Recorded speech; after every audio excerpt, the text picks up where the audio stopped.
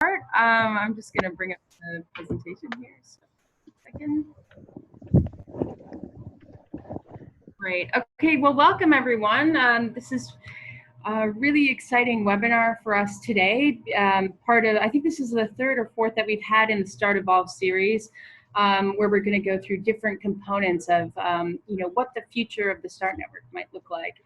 And it's particularly exciting because we had this conversation very recently in Pakistan. So we had a conference where I think we had about 130 people at the beginning of the day, which was amazing, that were just looking at what does the future of the humanitarian system look like in 2027, and looking at it in a sense of what would be the most effective system to reach those that need us most, those crisis-affected people. And so START Network was a facilitator, or I guess a convener of that conversation, and then connecting that obviously to these discussions that we're having at the global level. So I'm gonna start us off talking a little bit about what our vision for the future as a START network, and then I'm gonna hand it over to my amazing colleagues here in Pakistan. I have Karen. Do you want to introduce yourself? Certainly. Thank you, Kat. I'm Karen Janjua. I'm a Senior Programs Advisor at Community World Service Asia. We're a national Pakistani NGO, and we have the distinction of being the very first national NGO or NGO from the South to join the START network. Yeah. Great, thank you. And then we have Shahida here. Hi everyone, good morning. My name is Shahida and I am the Regional Learning Advisor for START Network with Disaster Emergency Preparedness Program. And just all around START Network Rockstar here in Pakistan. All right, and then we have Arshad on the other line. Do you want to introduce yourself? Oh, you're on mute. Let me unmute you. Sorry. Hello all, I'm Arshad. I work with CARE Bangladesh as Assistant Country Director for Programs, and I was part of establishment the START Fund Bangladesh component, so invited by START Fund to come over to Pakistan and share our learnings from Bangladesh. So I was here for this conference over the last 2 days. Right, so I think what we're going to do is we're going to hold this as a bit of a Q&A. Because why do you need to hear from me what the future of START is at the national level? But I'm going to start off talking a little bit about where START wants to go, how this connects to the global, and then we're going to kind of ask some questions from my colleagues here about the value add of the START network at the national level. And then I'm going to open up to you guys to ask any other questions you might have. So just to start off, I think many of you know that we're going through a process right now at the international level called START Evolves. And what that is we're looking at what will be the most effective humanitarian future and where does START Network fit within that. So we've been starting off with a concept of what that might be, and then we're putting it out to everyone in the network and our organizations feed into that so that we can start to develop a bit of a vision of the way forward that we're going to then hopefully be able to reorient ourselves to achieve together. So online there's a video that goes through this. I'm not going to show it now, but please do go to www.startnetwork.org/startevolves if you'd like to learn more and also to provide feedback on the process. So I guess we can't really start talking about the solutions that we're proposing unless we talk about, really the problems or the issues of the humanitarian sector. And I think as START Network members, this is really well known to you, that the START Network's goal has always been since the beginning is to be a challenge to what we see is a humanitarian sector that is no longer fit for purpose.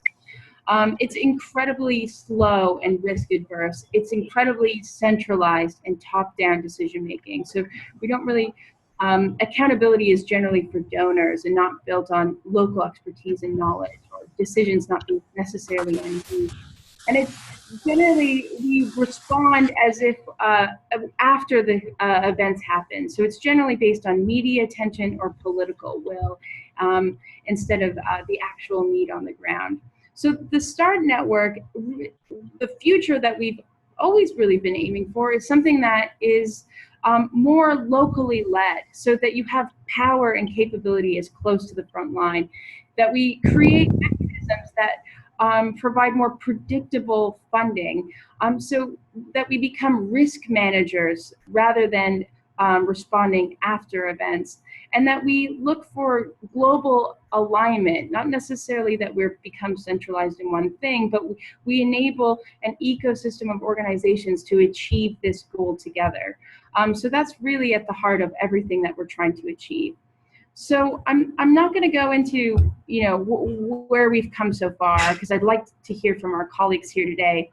But I just want to start a little bit about what we're proposing as the future of the START network. So from where we are now as a collection of 42 humanitarian agencies, we have capacity building projects in 10 countries.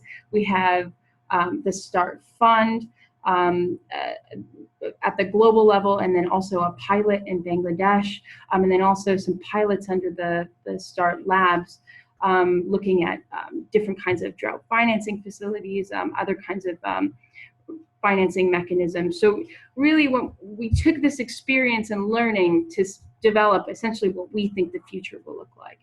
And what we think the future consists of is connections of national hubs, so regional and national hubs, or affiliated networks that are essentially aligned to START's vision.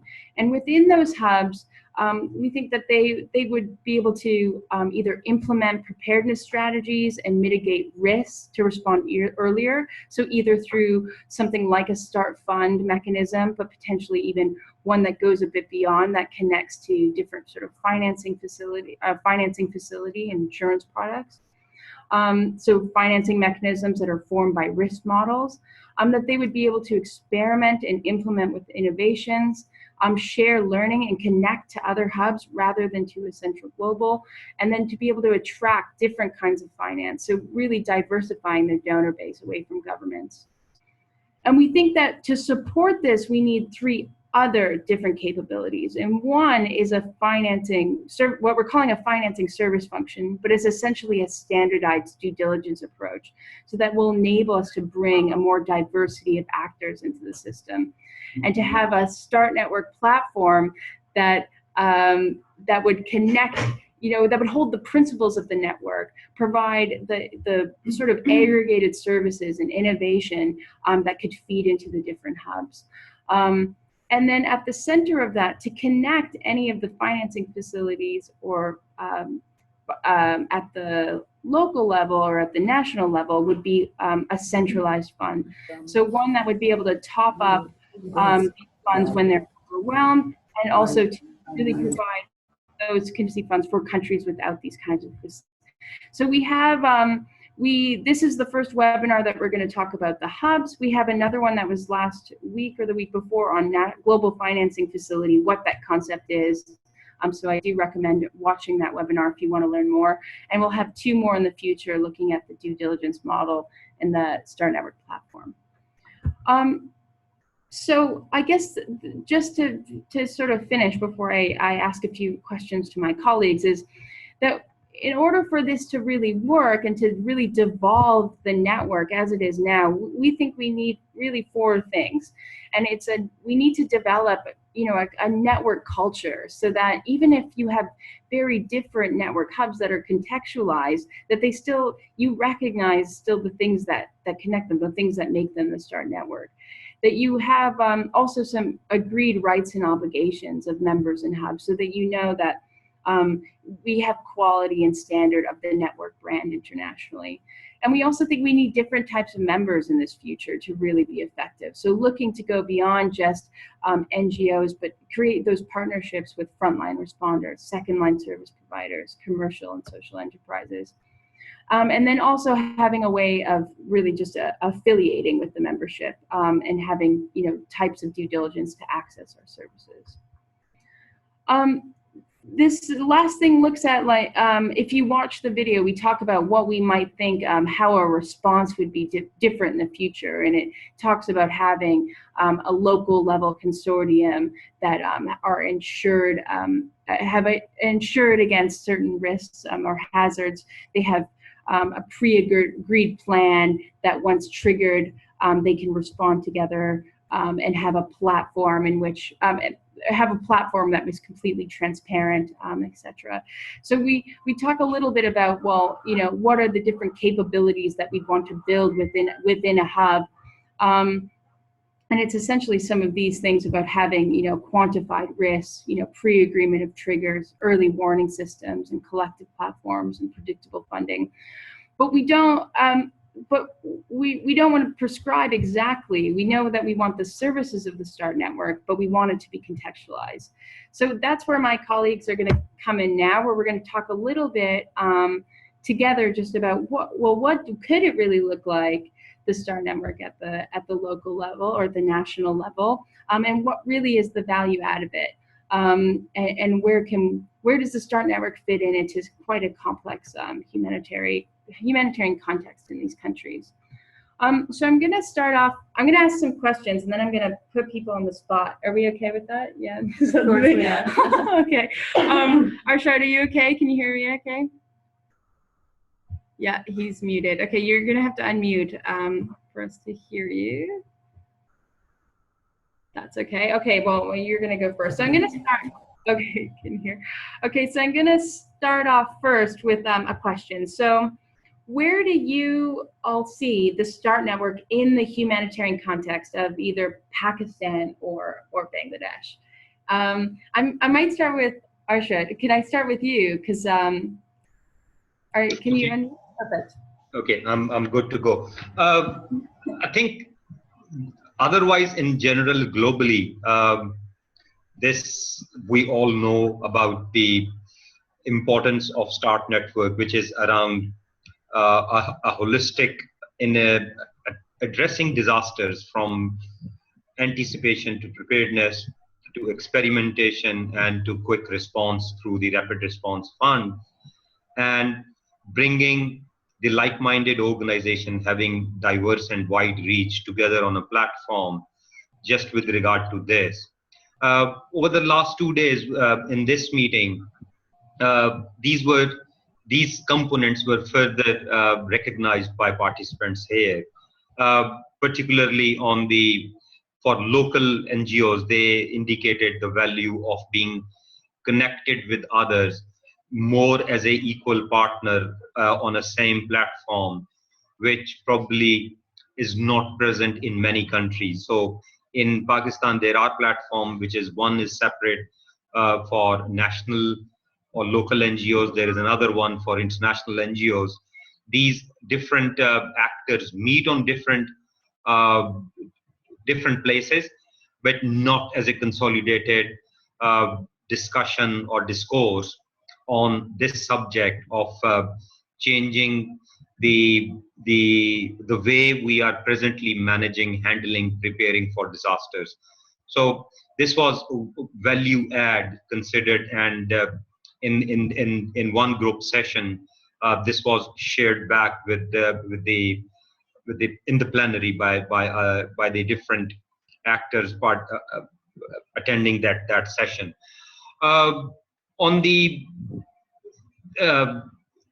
improvement towards the localization, I think the first one was that the discussion started with the START network, which is a lot of value in country for different stakeholders, that it is the right time to start that discussion when globally funding availability is going down, but the caseload is increasing many-fold. So in this scenario, what are the different options that we can work around? And with this, the funding mechanism, which in Pakistan presently going on, drought financing facility based on insurance coverage, that was considered as a significant value add, where before people get into a mode which get media attention or attention of humanitarian agencies well before that. If that can be activated and before people get into the trouble and they start selling their assets, they can be supported right at the right time.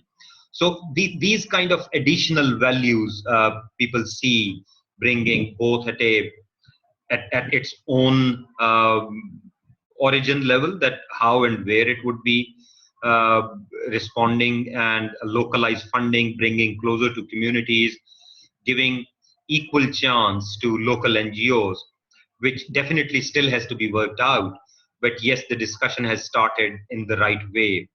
At the same time, there was a, a discussion around the role of different actors. So what would be UN role, international NGOs role, and local actors, government role? So in all that, the present system of bringing it at a local level, it was seen that instead of going with the global structure, which probably have to be uh, adopted for national structures, but once it is adopted, it would be better, uh, it would have better capacity to manage the situations of disaster and pre-disaster also, as an anticipation here. This would be a kind of summary of what we heard and what I also believe are the value add by the START network. Great, thanks, Tushar. Really appreciate it. Who wants to go next? They were checking off their list of things they were going to say, and you were checking on it. I'm gonna point at you, Shida. Okay. I hope I didn't pick all. Yeah, there are a few which I can still mention. I think in terms of like humanitarian context of these two countries, Bangladesh and Pakistan, I'll just talk about Pakistan now. So we see like there are, as shared by Arshad, that there are few things which are already going, various coordination mechanisms. But the thing which is like about START network is like it's beyond coordination. So it's not just talking about that, okay, where we are now making sure that we are avoiding duplication, we are making sure that we are not there as in like in one area responding to a single disaster. I think for START network, I see a presence in humanitarian context where it's more contextualized. So it's contextualized because it's linked with the localized mechanism supporting existing networks in a way that they could work differently, and making sure that not only funds are available, but certain strategies are available where they can link with the humanitarian needs. So thinking beyond funding, thinking beyond their regular ways of delivering humanitarian programming. And that was a kind of like surety, probably I would say, that we felt in last 2 days engagement, not only with the START network members, but with local organizations. They traveled from different part of the country, and they contributed, and they also found it interesting where we make sure that information is accessible to them. They can contribute in design process. So sometimes, like as Arshad said, like these structures are adopted at the national level, but we find very less opportunities where we can actually engage in the design process and test it and then probably move ahead. So that was a kind of like opportunity.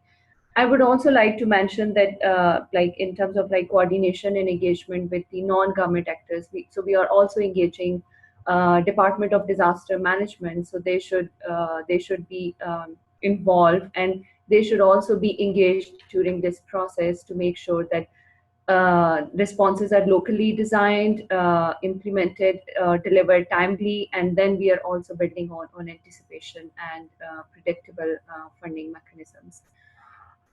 Karen can add more points.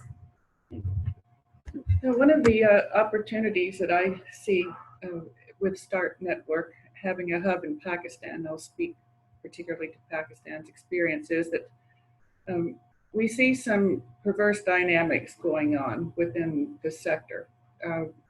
The shrinking space for civil society in combination with the shrinking budgets to respond to disaster or for preparedness, are causing a lot of rivalry between NGOs. And that can be between national NGOs and local civil society organizations, or between international national NGOs. And this is an opportunity for us to all come together under a new platform that doesn't impose any sort of particular political agenda on anyone, and learn to work together in new ways. We will have an opportunity, I believe, and while working around creating a new START hub for Pakistan, to be able to get to know each other in very different kinds of ways, and learn some new strategies for collaboration, and also create more opportunities for other NGOs to join with us and be linked to global learning. Until recently, START has mostly been for the organizations here in Pakistan, just the projects that were inherited, so to speak, from the head offices in London and passed down to the field. And there hasn't been a real understanding that all of this learning is connected globally, and that we have a chance to really learn from each other and from people doing similar projects in different contexts. But after this exciting 2 days of conference that we've just completed, I think that we do have a much broader understanding of what START is and what it can be. And we've been successful in generating a lot of excitement for having a national hub here in Pakistan that will provide us with new opportunities to create a different sort of identity than the ones that we've been working in, as well as new ways of collaboration that we didn't really see as possible perhaps before, because we had to work within systems where rivalries were reinforced. So I think, this is a really great time here in Pakistan. It gives us some hope that we have something to look forward to. That's great. I did not pay these people to say these things, by the way. No, this is really amazing. Thanks for that. So you can put your questions up as well, and I can ask them to our colleagues here. But I have a couple more. And I guess the one I want to ask next is, so what does the future ideally look like in Pakistan and Bangladesh? Because we're still quite early days. Bangladesh too is now currently a national START fund. But what would make it, indeed, as you say, different in the way that it looks and functions? What are maybe the different capabilities that it might have? And maybe I'm going to put Ashard on the spot again, because you guys have been speaking a little bit about this in Bangladesh. Like, what's next? What's next for Bangladesh for the START network? Okay, I think the first step, which presently in process, is to set it up a governance structure which has been outlined in a TOR, but the first meeting, and then to practice it for some time and learn what are the missing elements or what we need to kind of tighten up in more. That's one important thing. We have been able to make 2 alerts, which is very significant success. That over the last 4 months, we did 2 alerts. So all the processes were followed with help from START UK team. So to make it localized, the next important step is how we bring local NGOs as a part of either the Bangladeshi network or the global network. So this is, I think, as discussions are going on at the UK level also, that what would it look like if we have several, or what is the future of Start Network? So at the country level, so if are we considering to start opening membership at the country level? What would be the details of that? How that would be managed? So that's one part of it which still has to be, which would bring actually the local partner at the equal level with the international members also, to access funding and take part in in the other initiatives also. That is, I think, two very important steps to go from here. The other one is that this is Start Fund localized, so rapid response fund facility is available locally with the funding pledged from DFID for a period of time. But then how and what is the fate of other components of Start Network, like DEP, anticipation fund, or labs component of this? So this also, I think, has to start, has to be in the discussions, both at the country level where we are localizing, and also at the UK Secretariat level, that how much and what would be the mechanism to make the Start Network completely or as maximum as possible localized. This is the, I think, in coming years, this has to be discussed and agreed upon for a full scale localization where it comes to. And then how these, so for example, in Bangladesh, what actually would be in a longer term a link and relationship between Start Hub in Bangladesh and the global network of peers? And if there are 2 or 3, 4, 5 different national structures established, how those national structures would be linked to each other or would interact with each other, for what benefit, for what value add on there. Still a lot of steps have to be done in Bangladesh, including the training of project selection committees, and as I said, the top level steering committee, which is due to make its first meeting very soon. But there are lots of things to be learned from these initial steps happening in the first country to make it as local as possible. And in the Bangladesh Start Fund, ACAPs have been brought in as a briefing note supplier. But what are other options? So as we go to the other countries, what are the local options to arrange those briefing notes which are more local and more contextualized in there? In Bangladesh, we have government at the moment informed level. So is there any scope, or is there any reason that we get into more coordination with government and UN structure, which I would just caution a little bit, as Kate in his opening remarks said, that the present system is not delivering the maximum possible to the affected communities. So for doing all these coordination and overlapping with others, we need to know that will there be a scope that the bigger system, the humanitarian system, is ready to accept those changes, to make it local, to make it lean, so it's not top heavy, it is bottom up. These different discussions have to be sorted at the country level in Bangladesh and in other countries where we localize.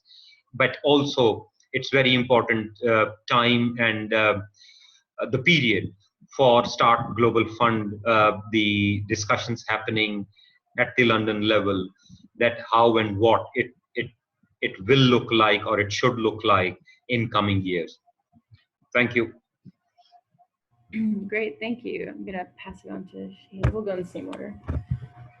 Thank you. Okay, I think for Pakistan, it's I would say we managed to take on board local organizations from the very beginning, and we also tried to consolidate other work streams of Start Network.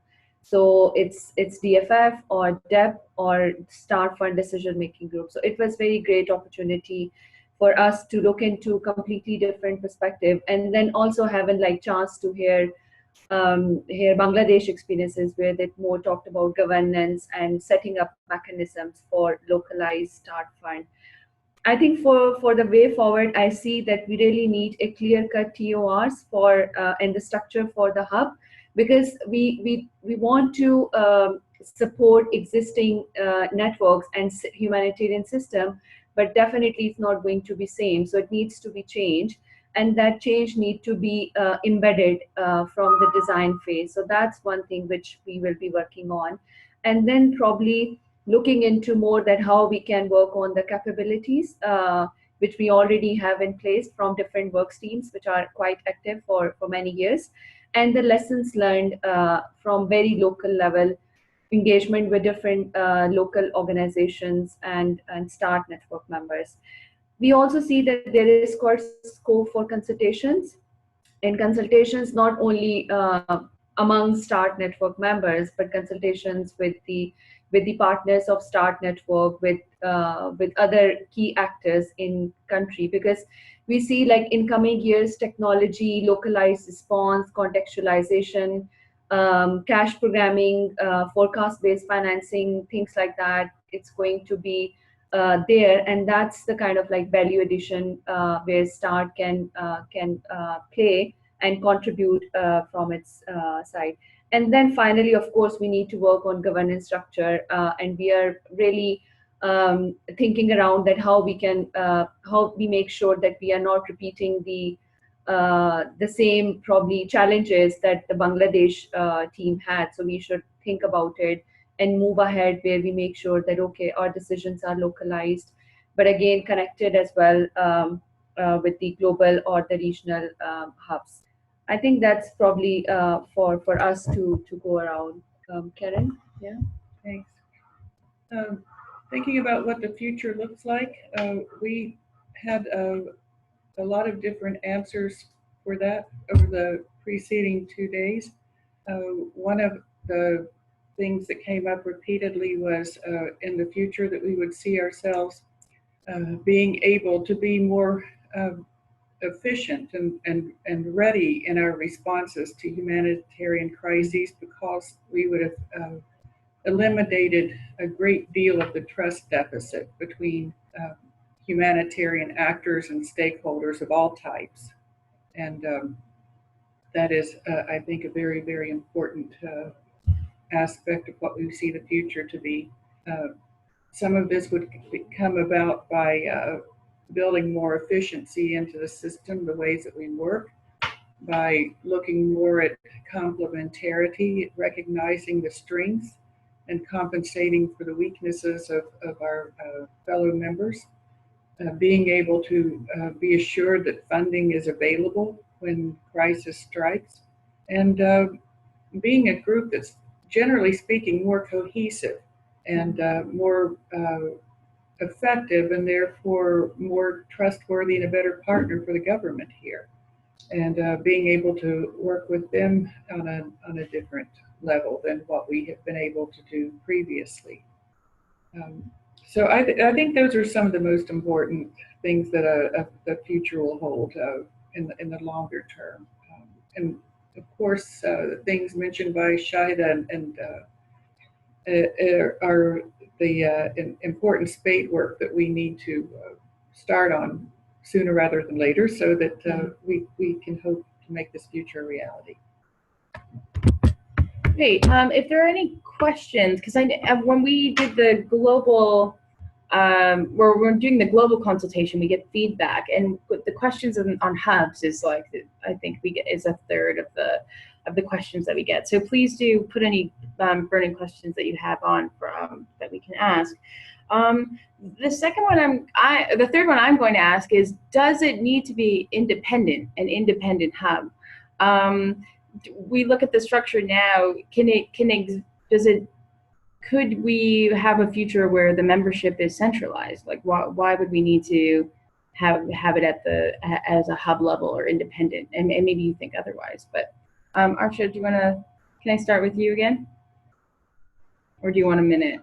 Okay, no, it's okay. I think it can go either way. So that's why I'm saying a broader discussion and consultation is required. My input to this would be that a national organization working in a country and has a scope just within the country. So having a global membership and linking it thousands of miles away in UK with having little or because there are already international organizations on the membership. So what additional value this local NGO would bring to the Global Start membership? And if we see 5 year, 10 year down the road, so if we have 1,390 members, it itself would become a load to manage all the transactions, all the communication, making the joint calls or making even these joint webinars available. And so there needs to be a solid reason why a national actor having the scope in the national, the learnings are national, the outreach is national, the key point at this time is nearer to community. So if that organization is bringing the value of nearer to the community, and we know not only within one district, but within one province, state, or a country, the communities are different. So probably one community level experience is not applicable at a global level. But I see there is a role or there is a value of connectedness. So as we do lesson learning or sharing or global meetings, keeping in view also the costs of it.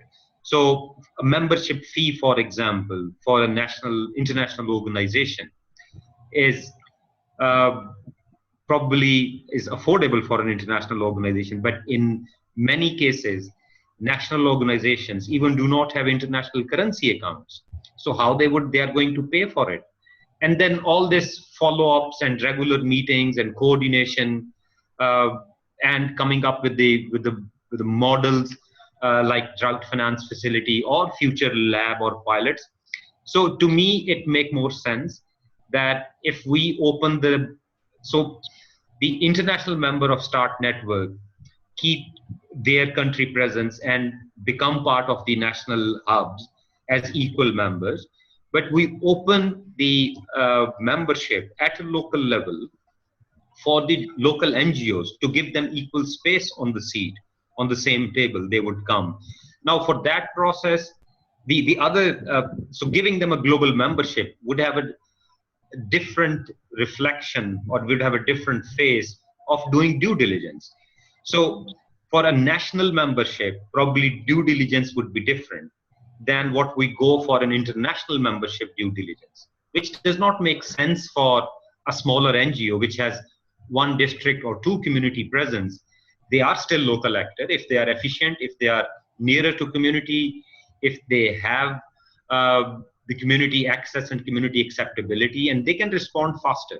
So that should be value to Start Network. And I would again mention, we need to keep our direction high or direction towards our main concept that we want a different system. If we make another UN of 300 organizations globally, will it be more cumbersome that we would be delayed in response, or would it be more quicker to respond? So I think size always matters. Smaller is better to control and better to manage. You make it bigger, and then as you noted, and we all noted in the last 2 days here, people are, sorry for use of language, sick of the communications coming. So they say, so in side talks, mentioning 200 emails a day, and still this is, so your core job as a country director or assistant country director or director humanitarian is diverse. So how you are going to cope up with all this communication flow? So now if we imagine a kind of global network with 1,000 plus members, because then we should not stop local NGOs based on due diligence, that because you don't have an international currency account, so you cannot become a member. That's criteria for exclusion, not inclusion. And to get into the localization, I believe we have to be localized. And local networks and local hubs and local membership still have some connections would be the best option this is my personal opinion to go with it. Thank you. Thank you. There's a few questions online as well.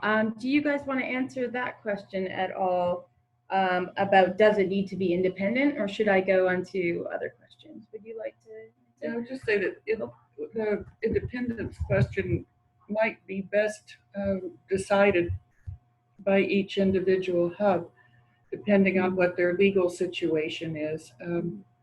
I think that there's certainly a lot of advantages to having national hubs and being able to do our own fundraising and have a national pot of funds to respond to disasters is certainly one of those.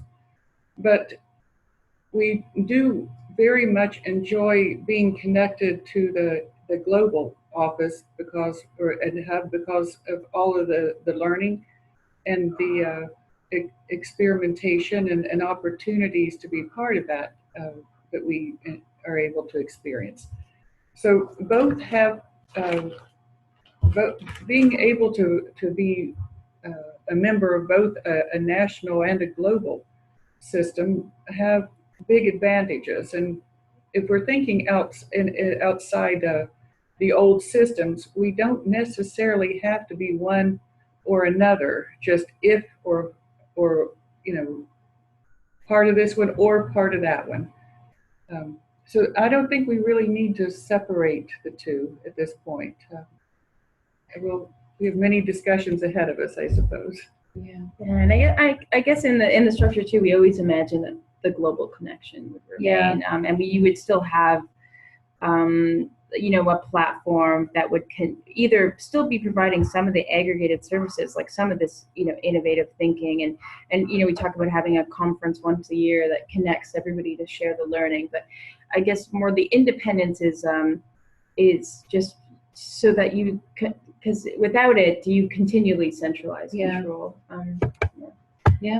Just probably, I think START network needs to be decentralized in a way that it should have its niche as at the local level as well, because it might get into different shape at the country and local level, and for that, START needs to be quite open enough to accommodate those maybe surprises or challenges or learnings.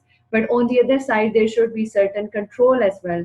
So I agree with Arshad that we might end up like delayed response if we open up membership, and it would be challenging. So how we make sure that we comply with all those standards which we do have as a network, and we are experiencing and practicing in different ways at different levels. Great, thank you. So there's a few questions online. I'm just going to bring them up here. I'm going to leave the first one. There's one from Paul here about time frame. I'll end on that one. And then, so we have Chloe from Plan, and she asks, what is the relationship between START Network in country and existing humanitarian coordination mechanisms? Is there already an opportunity for START Network in country to play a role in the existing humanitarian coordination mechanism? What would be the scope for the future START Hub to have a seat at and influence current decision-making mechanisms in the UN and government? We only have about 10 minutes left, so who would like to answer that question? You want to go? Okay. Yeah. I think for the existing coordination mechanism, so one thing is like START is already there in the countries. It might be just as a sort of like in different initiatives, but it does not mean that START is not there. So that's something like we felt and kind of like endorsement that yes, START is there and doing some stuff maybe in bits and pieces that we need to consolidate. So so a couple of like humanitarian actors like HCT or the international coordination networks in Bangladesh and Pakistan, they know and they have the understanding to some extent that what START is doing. That's one thing. And the second thing is like from START network initiatives.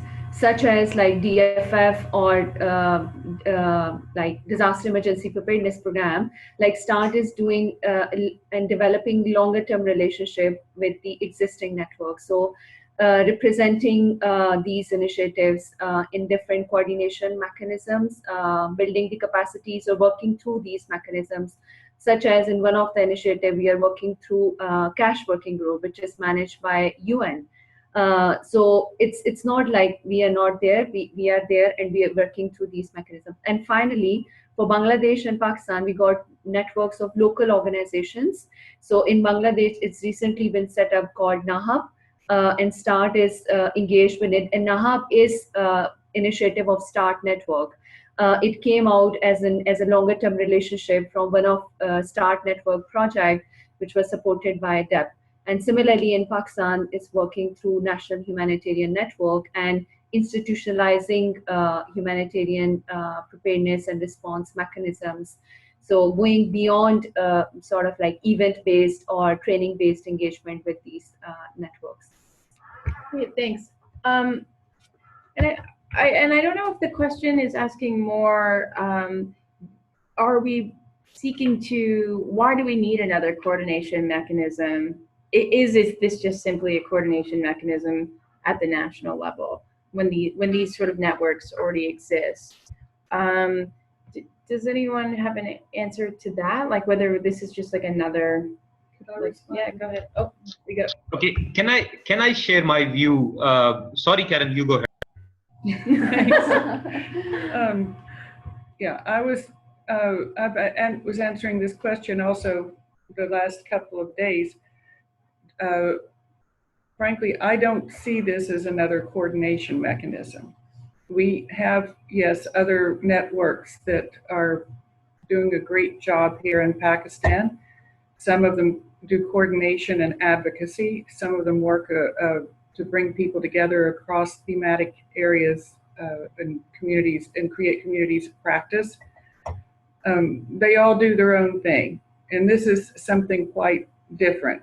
This is a platform for being able to bring about broader change and not just around one agenda of the moment or one or two thematic areas. It's at a much broader and much deeper level in my view, and provides an entirely different set of incentives for being a member and participating.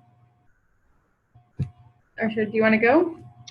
Yeah, I think Karen mentioned it, but I would just use a different word of objectivity. So the other networks or other platforms existing at the moment all have their own core business. So for example, Cash Working Group is for capacity building and improving on the cash guidelines. The objectivity of this network to me is its mission. So revamp the system, make it closer to communities. UN coordinations or the HCTTs or presently the other. So for example, NAHAB and NHN, they have full agenda of their own internal governance structure challenges, their membership challenges, their due diligence, how they control their member, how they hold them accountable. But this agenda of revamping the humanitarian system and make it more bottom up rather than top down, rather than donor driven, I think that's no other platform is discussing this, and that's why it is unique. And to me, it's a kind of so different that if you start asking people to start discussing this, they would feel threatened that all those clusters and systems and networks and HCTDs, which presently we are saying as a global, as different components of the global system, we are saying it's not efficient. And this is one. And the other response to this question would be that who is attending those networks and coordination mechanisms? It's not always the people who would talk about revamping the system. It's not always the people who would talk about the START network. So Cash Working Group or NHN or the HCTTs are not fully represented by the community who are humanitarians on the ground. So who is there and what is the core business they are talking? I think that differentiates Start Network Local Hub from all other coordination mechanisms. Thank you. That's great. There's another question here.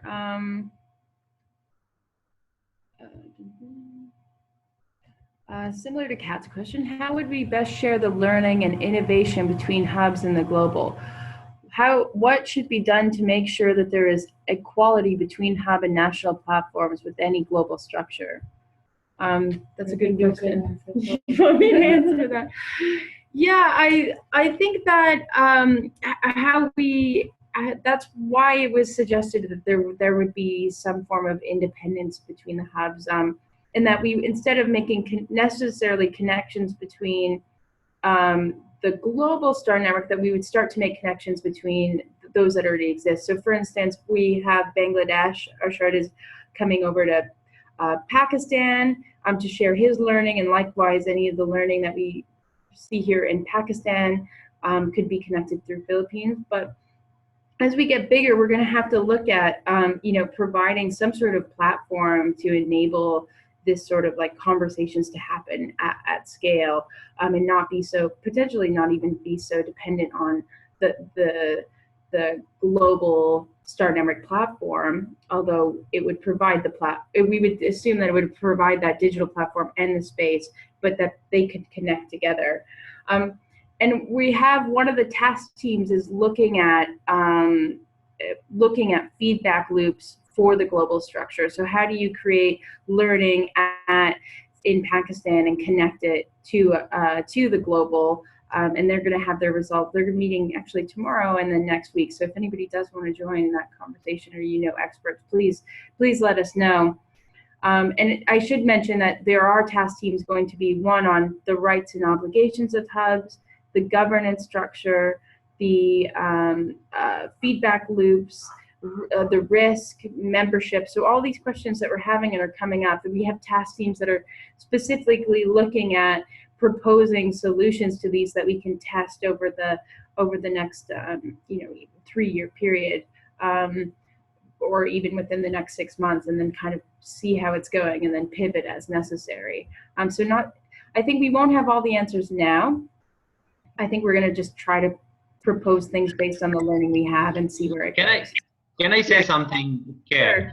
Sure. I think most of us belongs to organizations working in 50, 60, 80 countries. Yeah. So there is some system working within our organizations where we bring our experiences from one country to the other. I know it's not a perfect system, but as we evolve, there would be so many different tools available. So one tool is, now we are talking to 19, 20 people across the world, that how it is going on. And if it is done, or the recording would be kind of seen by equal others also, there are newsletters and websites, and there are joint competition of best practices to share around. So organizations are doing this internally. I think as we grow and as this need arises, there will be solutions. I'm pretty confident there will be tools and solutions, because this is already happening. So within CARE, we do have tools that how we share our lessons across. It's a really good point. And I think that it comes up, even in the STAR network, we talk about that. Like there's so much happening in terms of like tools that are being developed, and finding ways of connecting those, so we're not just all creating our own platforms again and again for knowledge sharing, which is such a problem. So we don't have too much time left. I see there's more questions. Someone said thank you. That's nice. So I'm going to go maybe up to the first question about time frames. So this comes up quite a bit. We're going through this process now about what the future might look like. We proposed that it looks like, as I described earlier. I don't have it here. We've proposed this, but what might come out of the consultations and even the different task teams that are now looking at this, which include membership and experts, that this might indeed change. But what we do see, though, is pretty significant energy in some countries, for instance, like Pakistan. So what we proposed in what we're calling a straw man is that we would enable hubs to come to grow in three ways. And one is opportunistically, in the way that we invest, or that where there is a lot of engagement, we will form potentially hubs there, which already have like existing Start Network activities. We would look at maybe building some regional or network hubs in the form of consortia in countries where there is need, or potentially where there, rather than, because we have a lot of engagement in Southeast Asia right now, but maybe a lot of the need is in CAR. And then also just publishing our IIP and enabling networks either to affiliate with the network, so they don't necessarily have to take on our brand, but can align around our values, and also have the platform be able to provide some sort of technical expertise on funding mechanisms and things like that. So we're not just going in and building hubs in all these different places. So that the short answer is this all depends on funding and engagement and this process to determine what this looks like. But I can imagine that we'd go quite slow at first.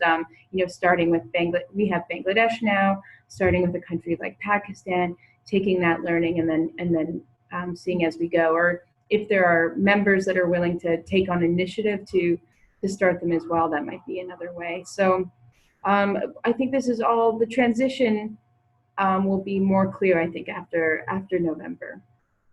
But we're almost out of time. I see it doesn't seem like there are any other questions, but this is not the end of the conversation. I guess this is sort of the timeline we're in now. We have task teams that are now running until the end of August, and then we're going to send out another draft of a design of the future network, which will be available for consultation.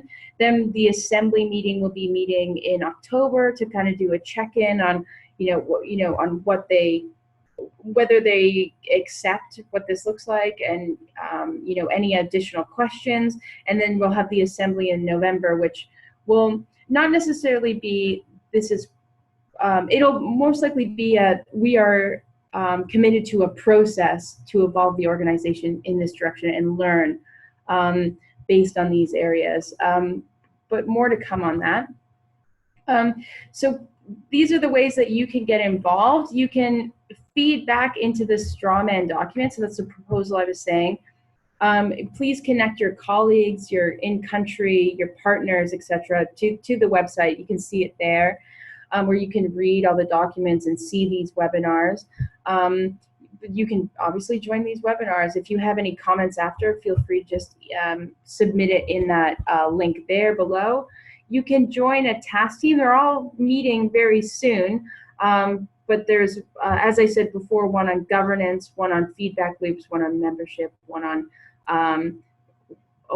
due diligence, and one on risk. So there's a series of those were built based on your feedback so far, that we provide more answers in those areas. And then of course we're saying just champion national or regional hubs in your country. If you see a need for this, please do step forward and so that we can make this a reality. So that's kind of everything, and I'd like to really just thank these amazing Start Network champions. I mean, just really